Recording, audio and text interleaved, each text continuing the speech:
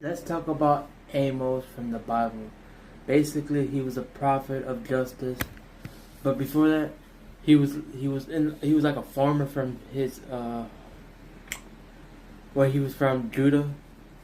But God called him to be at Bethel, Bethel. I think that's how you spell it. To basically preach the gospel and to basically warn the people.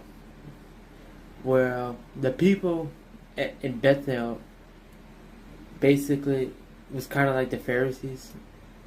They thought just by going to church, or they looked down on everybody else. They went to church, but they hated what he preached. So it was said that he was tortured. He wasn't killed, but he was tortured. And the thing is, even though they hated what he was preaching and how he was telling the truth about God not liking how we live, or preaching the gospel and stuff, he didn't care what anybody else think.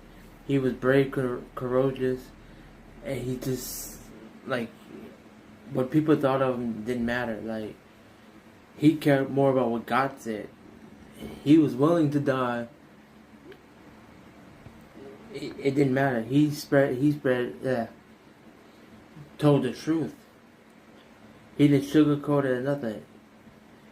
The people in Bethel just basically went to church and like, well, we good enough, or things like that. And when he was like no, and he was trying to tell them what God wanted him to, they hated him. Like,